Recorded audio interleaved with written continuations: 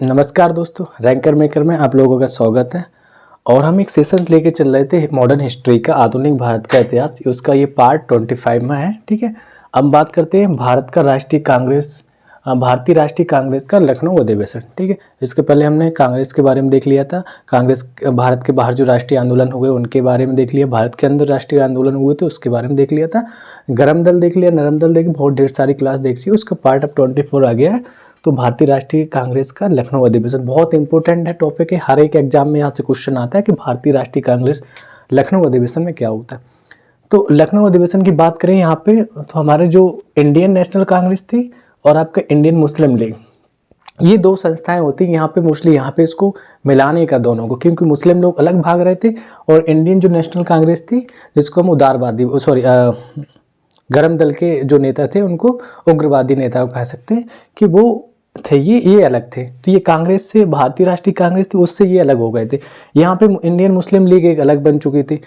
तो यहाँ से इन दोनों को मिलाने का एक काम होना था, सबसे बड़ी बात ये थी। और एक काम ये था कि इंडियन नेशनल कांग्रेस मतलब उग्रवादियों को और उदारवादियों को भी मिलाना यहाँ था।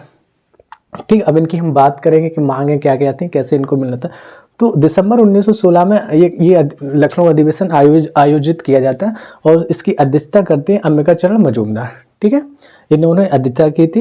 इंडियन नेशनल कांग्रेस और ये इंडियन मुस्लिम लीग, ये दोनों एक ही समय पे मतलब अधिवेशन, मतलब ये लोग अपने अधिवेशन को आयोजित करते हैं। यहाँ पे भारतीय राष्ट्रीय कांग्रेस और इंडियन मुस्लिम लीग दोनों की सेम डेट रहती है, सेम एक ही जगह, दोनों लखनऊ में ही अपने अधिवेशन को आयोजित करते हैं। तो वहाँ पे ये फिर दिसंबर 1916 में कांग्रेस का अधिवेशन भी था और वहाँ पे इनको मिलाया जाता है। दोनों ने पृथक रूप से संवैधानिक सुधारों की संयुक्त योजना के संबंध में प्रस्ताव पारित किया। मतलब यहाँ पे जब इन्हें मिलाया जा रहा है उसके बाद ये क्या कर रहे हैं, एकता तो हो गई, फिर दोनों क्या करते हैं, उनकी दोनों की मांग सेम थी कि पृथक रूप से संवैधानिक अलग अलग अपने रूप से संवैधानिक सुधारों की योजना के संबंध में प्रस्ताव पारित किए और संयुक्त कार्यक्रम के आधार पर राजनीतिक क्षेत्र में एक दूसरे के साथ सहयोग करने के संबंध में एक समझौता हुआ। दोनों के बीच में एक समझौता हुआ कि अब समझौता क्यों करेंगे मुस्लिम लीग, क्योंकि मुस्लिम लीग की मांग अलग थी। क्या था कि मुस्लिम जो इनको पृथक निर्वाचन प्रणाली चाहिए थी और भी कुछ चीज़ें थी इनकी मांगे। ठीक, मुस्लिमों का हित था उनका, सब एक बात करें सीधी कि मुस्लिमों के लिए हित था। लखनऊ समझौता यह कांग्रेस लीग योजना इसे हम कहते हैं, क्योंकि यहाँ पे कांग्रेस को लीग में मिलाया गया था। और लखनऊ समझौता हम इसलिए कहते हैं, यहाँ पे उग्रवादी और उदारवादियों को दोनों को मिला लिया गया था। उग्रवादियों की बात करें तो जो 1907 में जो सूरत अधिवेशन हुआ था उसमें ये लोग अलग हो गए थे। तो 1907 के बाद 1916 लगभग कितने साल हो गए, 7 साल में ये लोग, नहीं 9 साल से ये लोग अलग पड़े थे, उनको फिर यहाँ पे मिलाया गया। ठीक है, यहाँ पे जो ये लोग 19 सूत्रीय ज्ञापन पत्र देते हैं, कौन, ये आपके इंडियन मुस्लिम लीग है और वो मोस्टली इंडियन मुस्लिम लीग की ज्ञापन सूत्र था कि इनकी कुछ मांगे थी। क्या थी मांगे, अभी आपको बताएंगे क्या क्या थी। भारत को जल्द से जल्द स्वशासन प्रदान होना चाहिए। ठीक है, यहाँ पे ये देश के बारे में सोच रहे हैं, अपने बारे में सोच रहे हैं। और केंद्रीय विधान परिषदों या प्रांतीय विधान परिषदों, ठीक है, तथा गवर्नर जनरल की जो कार्यकारिणी परिषद थी उसका विस्तार किया जाना चाहिए। विस्तार करने का मतलब यहाँ पे उनको भारतीयों को भी वहाँ पे सहभागी होना चाहिए, मतलब उनको भी पार्टिसिपेट करने के लिए उन्होंने ये मांग की थी। कांग्रेस से मांग करने का मतलब कांग्रेस इसको अंग्रेजों गवर्नर के सामने अपनी पक्ष वो मांग रखेगी, तो उसमें ये मांगे होनी चाहिए कि केंद्रीय विधान परिषद में विस्तार होना चाहिए, प्रांतीय विधान परिषदों में और गवर्नर जनरल परिषदों में जो निर्वाचित भारतीय थे उनकी संख्या में बढ़ोतरी की जानी चाहिए। विधान परिषद की अवधि 5 वर्ष होनी चाहिए। ये इस टाइप से इनके 19 जो सूत्रीय थे, जो ज्ञापन पत्र था ये था। और भी पॉइंट थे बट कुछ जो इंपोर्टेंट से आपके पूछे जाते, तो 5 वर्षीय विधान परिषद और इनको जो गवर्नर जनरल की जो निर्वाचित जो कार्यकारिणी परिषद होती थी उनमें भारतीयों की संख्या बढ़ानी चाहिए। उद्देश्य क्या था कि 2 उद्देश्य थे इनके, जो लखनऊ अधिवेशन हुआ था कि उग्रवादियों को जिन्हें 9 वर्ष पूर्व 1907 में सूरत अधिवेशन में से ही अलग कर दिया गया था, क्योंकि उनका मैच नहीं कर रहा था। नरम दल वाले या उदारवादी कहें या नरम दल वाले, वो कभी नहीं चाहते थे कि उग्रवादी मिले। ठीक है, क्यों, वहाँ पे यहाँ पे एक साइड से उग्रवादी और तिलक जी थे और बालपाल लाल थे और ये यहाँ पे अलग थे। तो ये 9 वर्ष से दोनों लोग अलग चल रहे थे। यहाँ पे क्या होता है, जो उदारवादी थे उनमें से 1-2 लोगों की डेथ हो जाती है, तो उसके बाद ये इनको मौका मिल जाता है उग्रवादियों को सम्मिलित करने का। कुछ लोग चाह रहे थे, लेकिन दोनों टीमों में कुछ ऐसे थे उनकी विचार तालमेल नहीं करते थे। ठीक है। तो 9 वर्ष बाद इनको मिलाया जाना, कांग्रेस से निष्कासित किया गया था, पुनः प्रवेश कर दिया गया उग्रवादियों को। कांग्रेस और मुस्लिम लीग के मध्य समझौता भी हो गया इसी में। तो बहुत मोस्ट इंपोर्टेंट क्वेश्चन है, लोग कंफ्यूज हो रहते हैं कि ये क्वेश्चन को हम किसको प्रायोरिटी दें, क्या उग्रवादी और उदारवादियों का मिलन हुआ था लखनऊ समझौता में, या कांग्रेस का या मुस्लिम लीग का? तो दोनों का ही हुआ था। अध्यक्षता किसने की थी? तो अंबिका चरण मजूमदार ने की थी। ठीक है। प्रमुख भूमिका इसमें किसकी रही थी? तो एनी बेसेंट की और तिलक जी की। तिलक जी की और एनी बेसेंट की बहुत मोस्ट भूमिका रहती है इंपोर्टेंट, कि इंडियन मुस्लिम लीग को मिलाना और उदारवादी और उग्रवादियों, क्योंकि उदारवादी उग्रवादी दोनों ही कांग्रेस के ही भाग थे, दोनों अलग अलग पार्टों में बढ़ गए थे, तो उनको फिर से मिलाना, क्योंकि मांग दोनों की एक ही थी, मांग के कि देश के हित के बारे में स्वतंत्रता चाहिए थी। ठीक है। लेकिन उग्रवादी क्या चाहते थे कि इनको मार कूट के अंग्रेजों को लतिया के यहाँ से भगाया जाए। लेकिन क्या है, उदारवादी सोचते थे नहीं नहीं, उनके अधीन रहकर हम डोमिनियन स्टेट का दर्जा पाकर आराम से सुशासन चलाते रहेंगे, क्योंकि ढेर सारी जगहों पे डोमिनियन स्टेट चल रहा था। तो यहाँ पे टॉपिक है, उसको बताएं। ठीक है। ये विचार फर्क थे उदारवादी और उग्रवादियों के बीच में। मोहम्मद अली जिन्ना और तिलक। मोहम्मद अली जिन्ना और तिलक। मोहम्मद अली जिन्ना के बारे में बात करें तो 1910 में ये बम्बई की जो लेजिस्लेटिव काउंसिल्स की वोटिंग हुई थी, वहाँ से ये जीत कर आए थे पहली बार। ठीक है। 1913 में ये क्या करते हैं, मुस्लिम लीग को ज्वाइन करते हैं, और 1916 में इसी टाइम पे तो मोहम्मद अली जिन्ना ही इसके अध्यक्ष थे। किसके? मुस्लिम लीग की जो था वो 1916 में, तो मुस्लिम लीग के अध्यक्ष कौन थे? तो मोहम्मद अली जिन्ना ही थे। इनकी भूमिका और तिलक जी की मोस्ट भूमिका रहती है कि जो कांग्रेस और लीग का समझौता हुआ। ठीक है। इनको इनके शिल्पी भी कहते हैं। ठीक है। शिल्पी मतलब इसको जो समझौता कराने वाला, तो इस वजह से उनको जिन्ना को और तिलक को कांग्रेस लीग का समझौते के लिए शिल्पी भी कहा जाता है। ठीक है। एक अस्थायी बात करें तो ये एक अस्थायी समझौता हुआ था। क्यों? क्योंकि धीरे धीरे जाएंगे 1922 तक ये समझौता चलता है, तो अस्थायी तो हो गया, परमानेंट तो रहा नहीं था।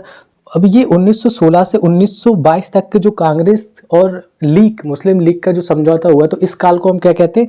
इसको मैतेक का काल कहते हैं। ठीक है। जितने दिन तक इनका समझौता चला वो मैतेक का काल था। अब अस्थायी इसको इसलिए कह रहे हैं क्योंकि 1922 के बाद मुस्लिम लीग फिर से अपने जो पहले से चल रही थी, जिस पदम चरण पर, मतलब उल्टे सीधे जो भी काम भारत को अपना मुस्लिम मतलब सेपरेशन जो चाह रही थी, वो उसने फिर से उसी लाइन पे आ जाती है। असहयोग आंदोलन में यह समझौता भंग हो गया। क्यों? मुस्लिम लीग अलग हो जाती है। लीग पुनः अपना पुराना रास्ता पकड़ लेती है, तो आपको बताया है, क्योंकि पुराने ढर्रे पे फिर से आ जाती है। ठीक है। हमारे यहाँ हिंदी में ढर्रा ही कहा जाता है, बुंदेलखंडी है थोड़े, तो वो अपने पुराने ढर्रे पे चलते रहना, इसलिए।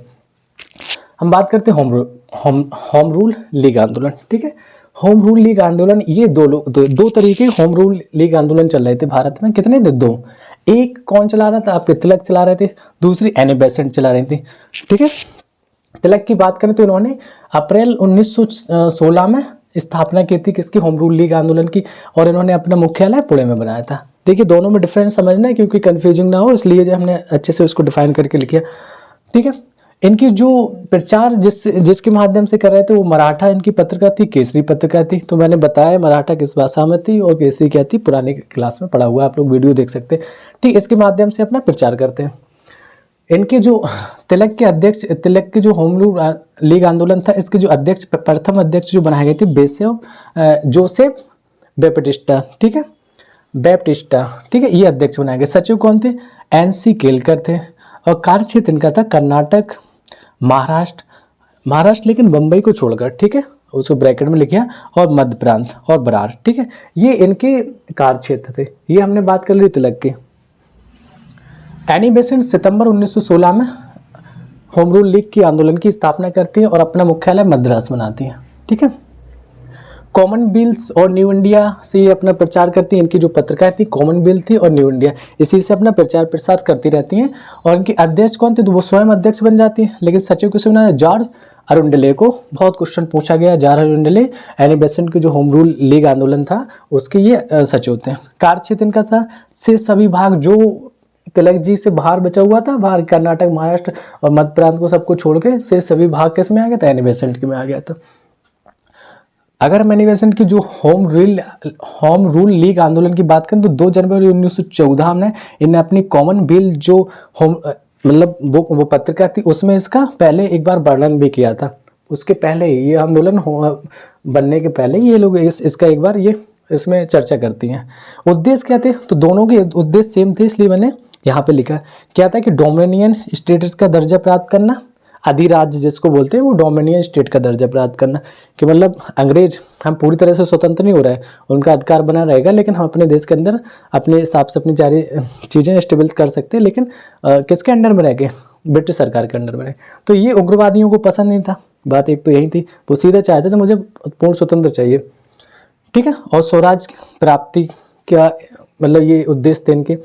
अब डोमिनियन स्टेट की बात करें तो आपका ऑस्ट्रेलिया, कनाडा और दक्षिण अमेरिका, न्यूजीलैंड और न्यू फाउंडलैंड, इन सारी कंट्रियों में ये डोमिनियन स्टेट्स का दर्जा प्राप्त करके ये सारी कंट्री इसके अंडर में थी, ठीक है, मतलब अंग्रेजों के अंडर में रह के ये डोमिनियन स्टेट का। तो इसी वजह से हमारे जो उदारवादी लोग थे वो भी सोच रहे थे हमें डोमिनियन स्टेट का मिल जाए दर्जा, वो ये सोचते थे कुछ ना मिले, कुछ ना मिल, कुछ ना सही से कुछ ही मिल जाए। तो ये उनके उग्रवादी इसके खिलाफ थे, ठीक है, क्यों। अब ये डोमिनियन स्टेट इसलिए जो उदारवादी थे उन्होंने देखा कि ऑस्ट्रेलिया इसी पे चल रहा है, उनको डोमिनियन स्टेट मिल गया है, कनाडा मिल गया, देखते ना कि पड़ोसी के यहाँ ये है तो हमारे भी यही होना चाहिए, लेकिन ये नहीं, उग्रवादियों को सीधा था इनको मार कूट के यहाँ से भगाया जाए अंग्रेजों को और हम लोग पूरा पूर्ण स्वतंत्र हो जाए। कनाडा था, दक्षिण अफ्रीका था, न्यूजीलैंड, न्यू फाउंडलैंड, ये डोमिनियन स्टेट में थे। पूछा जाता है कि भारत के पैरेलल में कौन डोमिनियन स्टेट का दर्जा में चल रहे थे, तो ये आपके ये थे। नोट, कुछ इंपोर्टेंट टॉपिक है आपका, कुछ चीज़ें कि जो थियोसॉफिकल सोसाइटी थी इसकी स्थापना 1875 में एनी बेसेंट ने नहीं की थी, इसलिए हमने उसको यहाँ लिखा। किसने किया था, ये अमेरिका में मैडम ब्लावेट्स्की थी, कौन थी, ब्लावेट्स्की, ठीक है, कर्नल अल्कॉट थे, ये दोनों ने मिलके इसकी वो स्थापना की थी 1875 में। अब एनी बेसेंट इसमें कब जुड़ी थी, एनी बेसेंट केवल इसकी सदस्य थी, वो 1889 में 1889 में इसकी सदस्य बनती है, ठीक है। अब यहाँ की बात करेंगे, दोनों ने तिलक, जैसे तिलक और बेसेंट, ये दोनों ने 1917 में क्या किया, एक ध्वज बनाया। किन उन्होंने बनाया था, यहाँ से तिलक आ गई है ना, यहाँ से एनी बेसेंट आ गई, ये दोनों मिलके एक ध्वज बनाते हैं 1917 में। और ध्वज 5 इसमें लाल रंग थे, 4 हरी तिरछी पट्टियाँ बनी हुई थी, ठीक है, ये ध्वज बनाया जाता है। पूछा जाता है किन किन्होंने बनाया था, इन्होंने बनाया था।